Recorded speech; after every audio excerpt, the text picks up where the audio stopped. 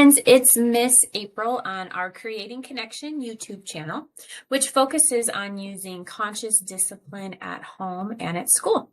This is session 3 titled Attention and Assertiveness.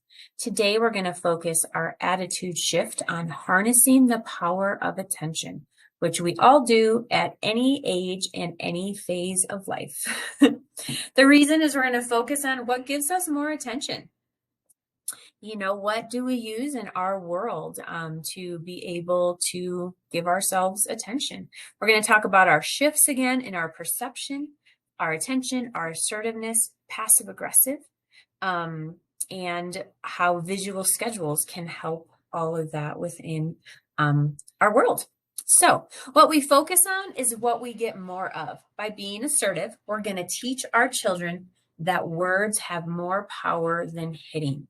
And there is a fine line between being assertive and being a bully. So we're going to talk a little bit about ways to practice that. We're going to shift our focus on what I want instead of what I don't want, shifting from a passive aggressive tone to a voice of no doubt. So this is clear communication. This is letting people know what you want, what you don't want. And it's very much how you speak to yourself. Last time we talked about how the voice inside of us and how we perceive that is really what ends up playing out. So now we're going to talk about the actual voice.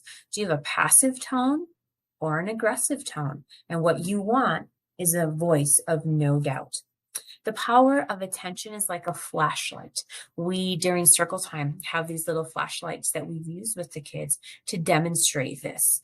The flashlight shines on what we value and what's most important to us. When we focus on the error versus the answer, we shine the light on what we don't want. When we shine the light on what we want to see or have happen, then that's where we're focused on the solutions. So again, a lot of this has to do with that brain model that we talked about in session 1. We don't want to be in the survival state. We want to be in the executive state where we can make these decisions, where we can actively calm ourselves to be able to say, hey, what am I focusing on right now? The reality is, am I focusing on positive or negative? For us, let's do the adult example. I'm going to eat less sweets. What is the focus on? The focus is on the sweets, which turns on the brain. It activates it to literally get ready for sugar.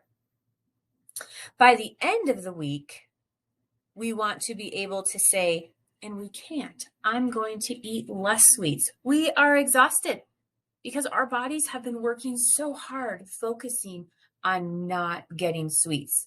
So let's pivot. Let's change and let's talk about what we want. We are going to tell ourselves continuously, I am going to eat more fruits and veggies. The focus is now on the fruits and veggies. The mind starts to think about those types of things. What we've had today, what are we eating? It's such a simple switch, but it's about retraining the way we think in order to achieve our goals. When we discuss things that we use in our life by being assertive, telling ourselves we're going to eat fruits and veggies, as we know how difficult that is. For a young child's brain, they don't always compute the not part of do not. Their brain just isn't developed enough. So when this happens, when we're saying to our kids, don't run, don't touch, don't yell, all they may hear is run, hit, and yell. And we get more yelling, hitting, and running. It's like a cycle. We focus on our children's behaviors a lot.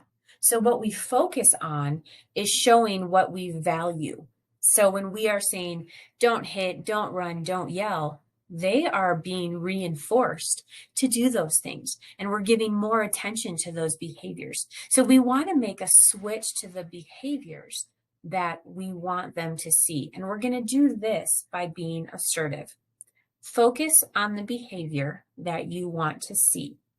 Have the intention, that inside voice, that is going to have the desire to help your child be successful. A tone of voice that has no doubt. A no doubt voice means no negotiating. My older kiddos now know when I say we have to have a conversation, they will always say, is it a negotiable or non-negotiable conversation? They now know that there are certain things I'm willing to work with them at, and there are certain things that are an expectation, that no doubt voice. We want to use descriptive language and motions when we're talking about the behavior that we want to see. So let me offer some examples. Don't run.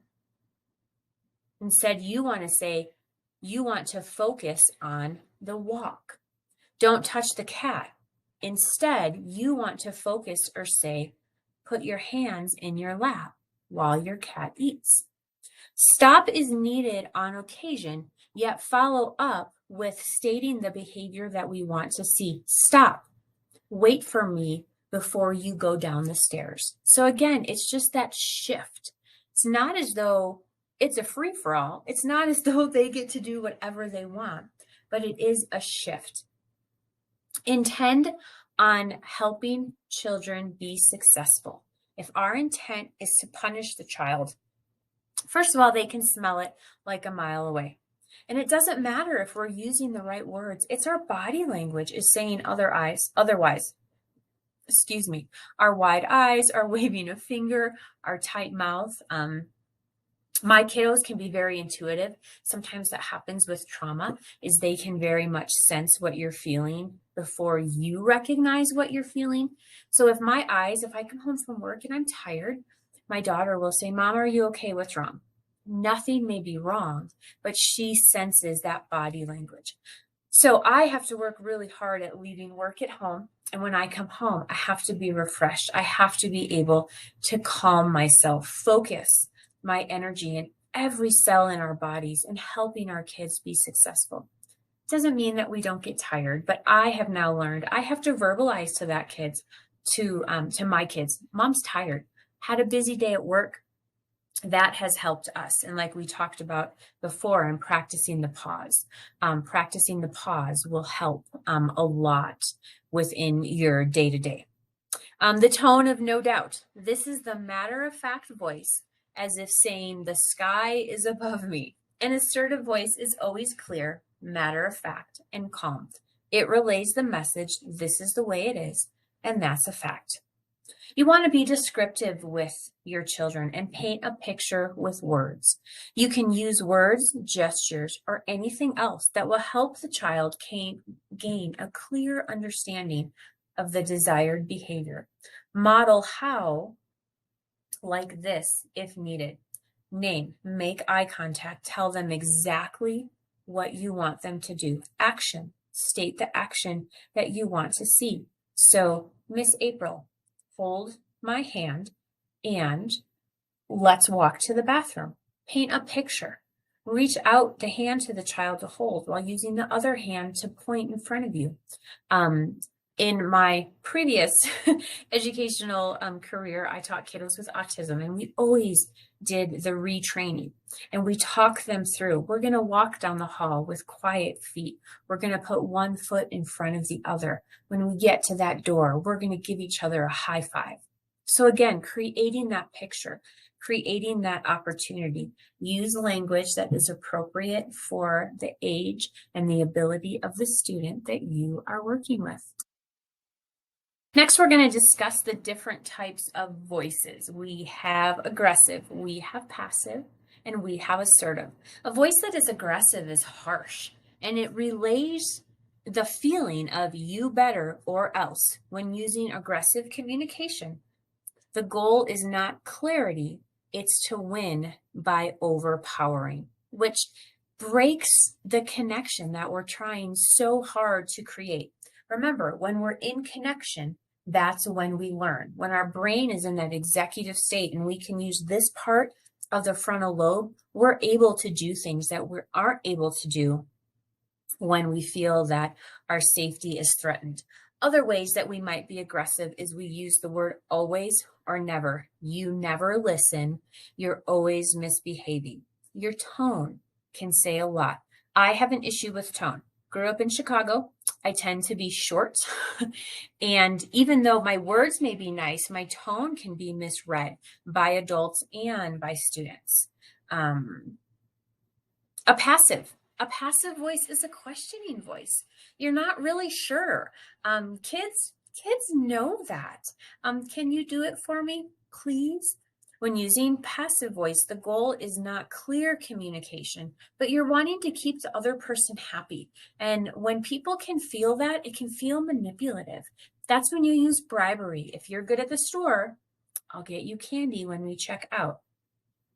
When we add okay to the end of a sentence, it's time for you to brush your teeth. Okay. Are you ready for dinner? Okay.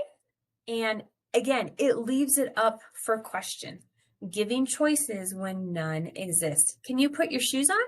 Are you ready for bed? Don't ask a question. Put your shoes on. It's time for bed.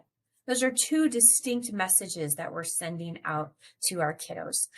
We don't ever want to plead with our kids. No, changes the dynamics, changes the part of the brain that they're using.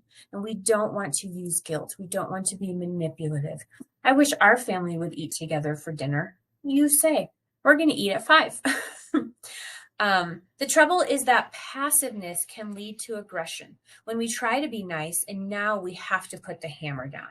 So that's where kids get missed signals and they're not sure how to respond. So they try to take in their environment and say, okay, I'm going to respond this way because this is what I think she wants. Be clear. It will save you a lot of disruptive behavior. The assertive voice, it's a voice of no doubt, a voice that clearly communicates with straightforward statements about our feelings, our wishes, and our thoughts. It requires us to make decisions. Are they always the right ones? No, but it creates a sense of safety and clarity. State what we want, what we need, and what we expect. It's time to go to the bathroom. Take my hand and walk to the bathroom. Pick up your plate and put it in the dishwasher. You have to match your verbal with your nonverbal. So when you're talking to a student or even a parent, appear confident and in control. Sound sure of yourself. Offer gestures so that, again, you're relaying the nonverbal and the verbal, and it's the same expectation. It's the same. It's clear. Own and express your feelings. When you are upset, it's okay to say, I feel angry when you interrupt me. My 15-year-old son is a freshman in high school. He has played football since he was in 2nd grade. This mama has been waiting for him to play high school ball since he was in 2nd grade. This summer, a week before practice is going to start, he says, Mom, I don't want to play. Okay, all of my conscious disciplining has to now come out. He explained to me that I have taught him that if he doesn't love something and he might need a break, that's okay. So in all of my wisdom, my first response was, once I composed myself, I asked for the gracious pause. And I did. I said to him, I said, I will trust your decisions because you have always made good decisions for yourself. I said, but I'm going to tell you that as your mom, it makes me sad. It makes me sad to not be able to watch you. I love watching you have fun. So again, I've had to grow into conscious discipline for years. So it's nice when I can finally connect it in an actual moment. And I have had many of those moments lately. Another way to add action to conscious discipline is by providing visual routines. Visual routines can provide predictability, consistency, and clarity to help kids feel safe and comply with all of the words that you're giving them. Examples of when you can use visual schedules are bedtime, bathroom, cleanup for dinner, getting ready in the morning, and other transition times. It allows for some of the chaos to decrease. So I'm going to show you some of the things that we use at the school. It's the beginning of the school year, so these have not been used yet. So we put a picture of the kiddo here. This book simply says My Routine. You insert photos here, and the photos simply go through the process. They go through the process of either going to the bathroom, washing hands. We use them at the center for our kiddos that really need that structure. You can write sentences if you have older kiddos. That helps. Another one of our visual schedules, this one might be kind of hard to read. So again, we go through the whole day for our kiddos and we color code it, and then we put clothespins on whichever part of the day we are on. And it's just general. So the first one is arrival and check-in. First circle, free choice, snack. Second circle, outside time.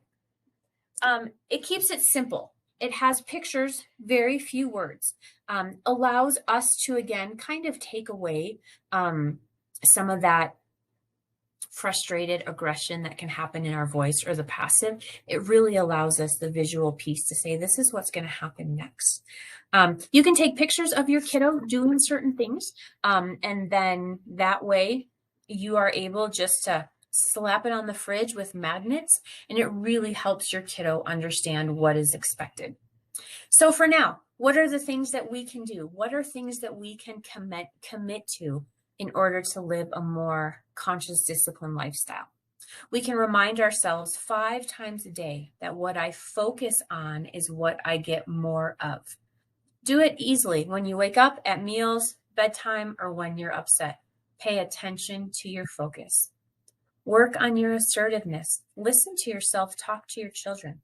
Are you passive, aggressive, or assertive? Get your child's attention before you speak. Practice your tone of voice. Change your tone of voice if necessary. You have to make a visual schedule for your own self. Feel free to do that. So in all of this, I wish you luck, love, and all sorts of happiness. Thanks, guys. Bye.